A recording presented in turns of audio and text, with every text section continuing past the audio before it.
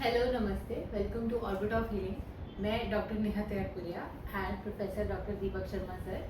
आज हम लोग फिर किसी एक नए टॉपिक पे बात करेंगे। तो सर सबसे पहले आप कैसे हो? तो टॉपिक तो छोड़ो नेहा, आज ये बताते हैं, पूछना चाह रहा हूँ कि आज तुम इतनी सुस्त क्यों लग रही है? मतलब तुम्हारी नींद पूरी नहीं हुई है क्या? नहीं सर, आज सुबह मुझे जल्दी उठना पड़ गया एंड मुझे ऐसा लगता है कि जब जिस दिन मैं जल्दी उठ जाती हूँ ना, उस दिन मेरा पूरा दिन ऐसे थका थका निकलता है। अरे वाह, तो एक काम करते हैं, आज का टॉपिक यही रख लेते हैं कि ये सुबह जल्दी नहीं उठ पा रही है और किस दिन जल्दी उठ जाती है तो उसका जो मन है वो थोड़ा अशांत रहता है। तो ऐसा क्यों है, ये भी एक अच्छा टॉपिक हो सकता है आज का, हाँ जी है सर। ना? तो क्या हुआ था, मतलब आज सिर्फ ऐसा आज ही हुआ या हमेशा ऐसा होता है कि आप जब भी जल्दी उठ जाओ तो दिक्कत होती है? हमेशा सर ऐसा ही होता है। मुझे ऐसा लगता है जैसे मेरा दिमाग सबसे ज्यादा रात को सबसे तेज चलता है। उस समय मैं जो भी काम करूँ, चाहे वो पढ़ाई हो या अपना ऑफिस का काम हो या क्लिनिक का काम हो, तो उस टाइम पे मेरी एनर्जी और मेरा दिमाग ऐसे बहुत तेज चल रहा होता है कि हाँ, ऐसे 1-2 बजे तक मेरे को काम करना चाहिए, ऐसा मुझे लगता है। फिर 2 बजे अगर मैं सोती हूँ तो 2 बजे सोने के बाद फिर सुबह 8-9 बजे तक अगर मैं उठ जाऊँ तो मेरा दिन ठीक जाएगा। मतलब 6 घंटे की 7 घंटे की नींद है, ज़्यादा सोना पॉइंट नहीं है। बट वो टाइम मुझे लगता है कि वो है मेरे लिए। बट अभी जैसे रिसेंटली क्या हो रहा है कि मुझे रात को जल्दी सोना पड़ता है क्योंकि सब लोग सो जाते हैं, तो फिर मुझे 12 बजे सोना पड़ता है और सुबह भी सबका यही होता है कि सब 6 बजे तक उठ जाते हैं, तो मैं भी 6 साढ़े 6 तक उठ जाती हूँ। बट फिर उसके बाद फिर मेरा पूरा दिन ऐसे ही थकान थकान थकान, या तो दिन में सोना हो तो थोड़ा बहुत बेटर तो होता है। देखिए, जैसा डॉक्टर नेहा ने आज बताया कि वो थोड़ा आज जल्दी उठ गई तो उनको थकान महसूस हो रही है और उनका जो चेहरा है वो भी बदला हुआ सा लग रहा है। तो ये सिर्फ इन्हीं के साथ नहीं हो रहा होगा, ये आपके साथ भी ऐसा हो रहा होगा, और अगर आपके साथ ऐसा हो रहा है तो अभी हमें यही कमेंट करके बताएं ताकि हम लोगों को पता लग जाए कि कितने लोगों के साथ ऐसा हो रहा है। तो चलिए इसके बारे में थोड़ा सत्य सत्य के बारे में थोड़ा सा बात करते हैं कि, और जो फैक्ट्स हैं उसके बारे में बात करते हैं। तो देखिए, जो नेचुरल साइकिल है, मतलब हमें सिखाया ही जाता है कि सुबह जल्दी उठो, रात को जल्दी सो जाओ। हाँ जी सर। जो नेचर है वो यही कहती है, चाहे वो एनिमल्स हो चाहे वो हम ह्यूमंस हो, वो ये कहती है कि रात जो बनी है वो सोने के लिए बनी है और सुबह जो है वो अपने काम करने के लिए बना है। लेकिन आप लोगों ने बहुत सारी बार देखा होगा कि आपका जो रात का सोना है वो बहुत लेट हो रहा है, जिसकी वजह से आपका सुबह का साइकिल खराब हो रहा है, और जब सुबह का साइकिल खराब हो रहा है तो पूरे दिन का खराब हो रहा है। इसमें आपको फैक्ट जो मैं बताना चाहता हूँ वो ये है कि ऐसे बहुत सारे लोग हैं जो सुबह जल्दी नहीं उठ पाते हैं।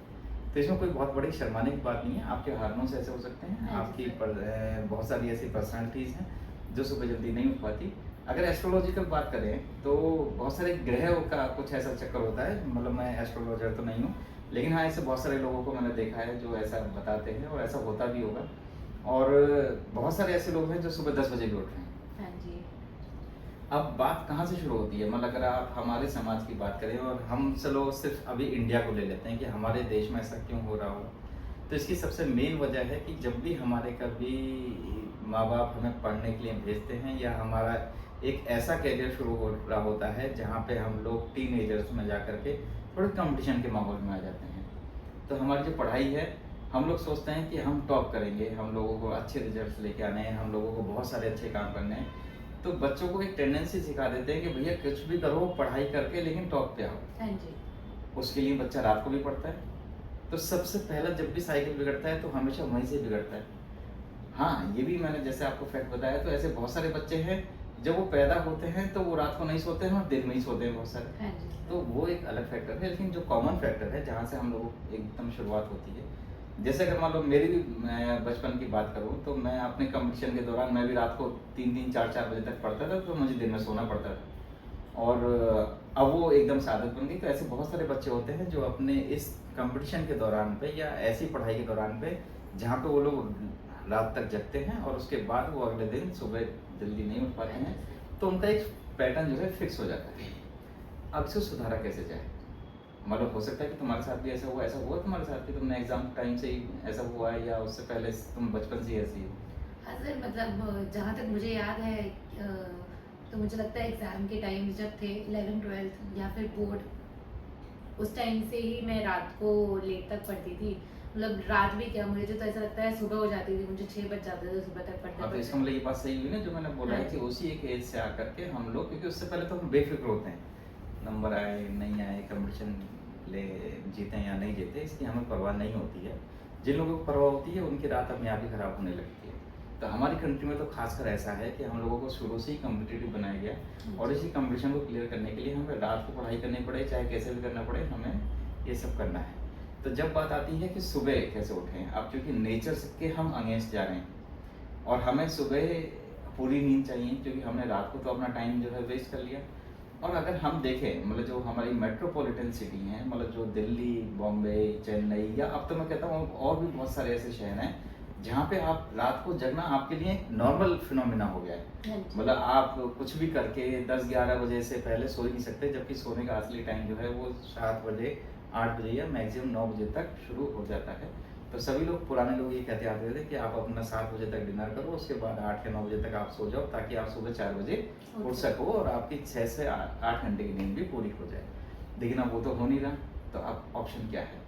ऑप्शन यही है कि अगर आपको लगता है कि मैं रात में बहुत एक्टिव हूँ और मुझे काम ही रात को करना है, तो आप रात को काम करिए। मतलब मैं कभी इस फेवर में नहीं रहता कि आप सुबह बहुत जल्दी उठ जाओ, सिर्फ बीमारों को छोड़ करके। मतलब जैसे थायराइड के मरीज हैं, डायबिटीज़ के मरीज हैं, जो बीमार हैं, उनके लिए तो मैं कहता हूँ सुबह उठना आपके लिए जरूरी है क्योंकि अब आपकी सेहत खराब हो गई है। लेकिन जब तक आपकी सेहत खराब नहीं हुई है तो आप अपने हिसाब से टाइम बनाओ और अपने हिसाब से आप काम करो। समाज को लेकर के चलना एक अलग चीज़ है और अपने आप का ध्यान रखना बहुत अलग चीज़ है। तुम्हारे जैसे बहुत सारे ऐसे पेशेंट आते हैं जो सुबह उठना पसंद नहीं करते क्योंकि उनका रात को ही काम होता है। ऐसे भी बहुत सारे लोग हैं जो नाइट की जॉब करते हैं, उनके साथ भी ये समस्या आती है।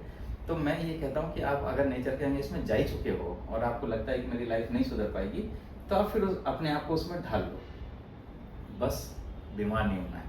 अगर बीमार हुए तो फिर आपको सुबह जल्दी उठना पड़ेगा, क्योंकि एक बार बीमार ये आ गई शरीर में तो आप वो नहीं कर पाएंगे। तो ये सिर्फ आपके साथ नहीं हो रहा है, सभी के साथ हो रहा है। तो अगर आपको ऐसा शेड्यूल सुधारना है तो फिर से वहीं 10th क्लास से 11th क्लास से पहले के फेज में जाना पड़ेगा। फिर से अपनी वो आदत सुधारनी पड़ेगी और इस आदत को सुधारने के लिए बहुत लंबा समय चाहिए। फिर भी ऐसे जितने भी लोग हैं उन सबको लोगों को मैं 90 डेज का एक चैलेंज देता हूँ। मतलब मेरे पास ऐसे बहुत सारे पेशेंट आते हैं और उनको सिर्फ ये चैलेंज देता हूँ कि आप 90 डेज तक आप अपना एक फिक्स टाइम, जैसे 6 बजे, 5 बजे, 4 बजे, जब भी आप अपना चाहो, सिर्फ 90 डेज तक आप उठो। आप सो गए या नहीं सो गए इससे टेंशन नहीं होनी चाहिए, आपको सिर्फ उस टाइम पे उठना है। आप सो चाहे 2 बजे, 3 बजे, लेकिन अगर आपने उस टाइम पे उठना शुरू करा तो आप देखोगे कि 90 डेज के अंदर ही आपको स्लीप भी जल्दी आने लगेगी, क्योंकि आपकी बॉडी उसके लिए हैबिचुअल हो जाएगी। मैं फिर रिपीट कर रहा हूँ, ये बीमारियों के लिए नहीं है, जो लोग बीमार हैं उनके लिए नहीं है, जो नॉर्मल लोग हैं जो इसको सुधारना चाहते हैं सिर्फ उनके लिए हैं। और आप नहीं सुधारना चाहते और आपको लगता है कि मैं इसी में बहुत ज़्यादा फिट हो गया हूँ, तो फिट करो। कभी कभी मुझे भी रात को काम करना पड़ता है, कभी कभी रात को मुझे 2 बजे भी लेक्चर्स कभी लेने पड़ते हैं, कभी कभी मुझे भी बहुत सारे बच्चों को पढ़ाना पड़ता है रात के समय। क्योंकि हमारे कॉलेज में भी ऐसी एक प्रथा थी कि हमारे कुछ ऐसे बॉस या हमारे सीनियर थे जो रात को 2 या 3 बजे पढ़ाते थे। वो हमें उठा करके कहते थे यार चलो पढ़ो, ये नया केस आया। तो ये सब हमारी अपनी ऊपर डिपेंड करता है। हम इंसान हैं, हम आदतें अपने आप बनाते हैं और उसी को अपने आप भी सुधारते हैं। तो ये एक आदत है, तो इस आदत को आप चाहो सुधार लो। कि आप पूरे महीने आप 9 बजे उठ रहे हो, एक दिन 7 बजे उठोगे तो दिक्कत तो आएगी, है ना। तो या तो इसको आदत बनाओ। वैसे तो मेरे हिसाब से बॉडी में ऐसा कुछ होना चाहिए, ऐसी आपकी बॉडी इतनी एक्टिव होनी चाहिए कि आपको जब चाहे जब सुला लो, जब चाहे जब उठा लो, आपके फेस पे हमेशा स्माइल होनी चाहिए।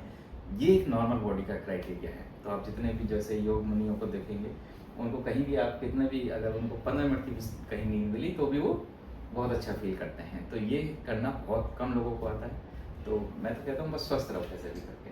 हाँ जी सर। और कोई इसके बारे में क्वेश्चन हो तो सर, तो जैसे जो मेन हॉर्मोन्स हैं जिनके लिए कोई टाइमिंग्स दी होती है कि ये इस टाइम पे रिलीज होता है जब आप सोते हैं, या फिर ये इस पर्टिकुलर टाइम पे रिलीज होता है, तो उन पर्टिकुलर हॉर्मोन्स का फिर क्या? अगर हम लोग जैसे सुबह सो रहे हैं, मतलब जैसे डे लाइट हो गई, डे लाइट पे हम सो रहे हैं, तो फिर वो हॉर्मोन्स रिलीज होंगे? हाँ, देखिए, जब भी कभी ऐसे कोई पेशेंट आते हैं तो मैंने जब सबसे शुरुआत में कही कि नंबर 1 तो आप नेचुरल रहना चाहते हो या नहीं, आपके ऊपर डिपेंड करेगा। और आप बिगड़ना चाहते हो तो ये भी आप ही के ऊपर डिपेंड करेगा। नेचर्स का जो मानना है वो ये मानना है कि जो एनिमल्स हैं, चाहे वो ह्यूमन बीइंग्स हैं, कोई भी हैं, उनके अंदर कुछ ऐसे हार्मोन्स हैं जो सुबह 4 बजे से लेकर के 6 बजे तक रिलीज होते हैं।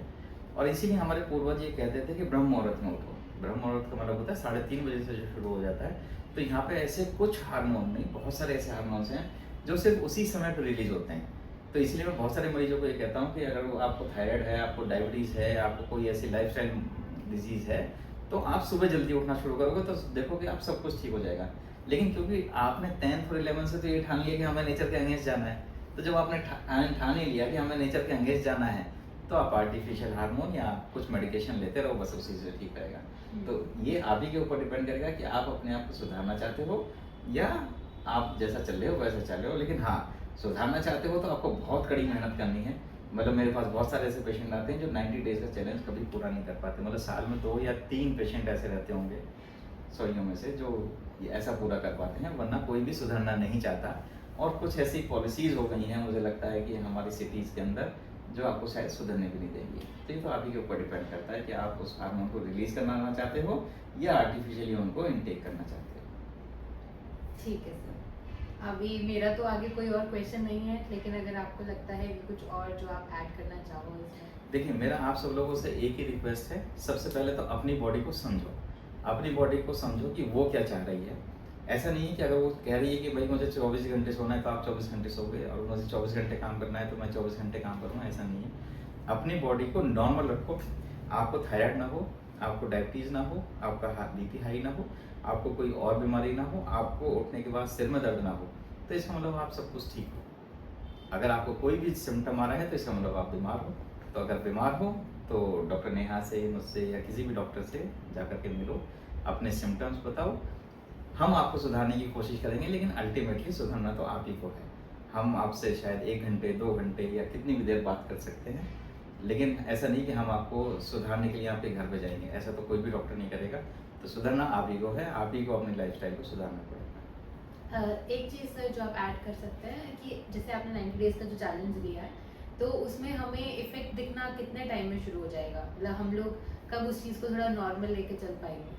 देखिए, हाँ, ये एक रेस, यहाँ पे भी एक कंपटीशन बना लेते हैं हम लोग, क्योंकि कंपटीशन की आदत हो गई ना, 10th 11th से कंपटीशन शुरू हो जाता है। तो यहाँ पे भी हम ये सोचते हैं कि 90 डेज का मतलब है कि हम बस 9 दिन के अंदर बहुत बढ़िया हो जाए।